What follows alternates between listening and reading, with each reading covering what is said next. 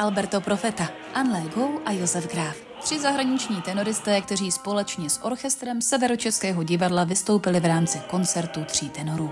Koncert se uskutečnil v pátek 14. června v Severočeském divadle v Ústí nad Labem. Per me è un grande onore e piacere essere qui presente in questa splendida serata e in questo teatro dove ho notato, ho potuto notare una splendida acustica, ma soprattutto delle bellissime persone, un'orchestra favolosa. Orchestr Severočeského divadla na tomto koncertě dirigoval světoznámý italský dirigent Mario Menicali a zazněly známé operní árie od Giuseppe Verdiho, Giacomo Pucciniho, George Bizeta a dalších.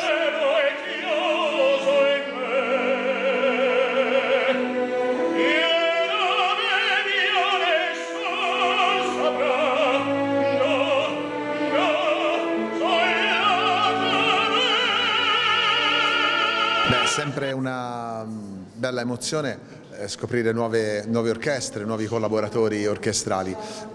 Sin dalle prove ho avuto modo di apprezzare la bravura di questi professionisti che assieme alla bellezza del teatro penso possano garantire un ottimo risultato. Organizátorkou večera byla režisérka Severočeského divadla Andrea Hlinková, která mimo jiné je i organizátorkou velkého open air festivalu Opera Fest na Hradě v Bratislavě. Ja už, ako som spomínala, spolupracujem s týmto divadlom dlhšiu dobu, niekoľko rokov.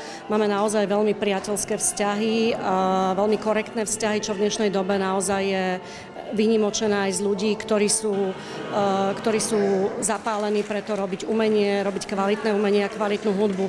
Takže ja veľmi rada s nimi spolupracujem a preto si ich veziem a vodím, respektíve do Bratislavy na tento veľký operný festival už vlastne po 4. krát.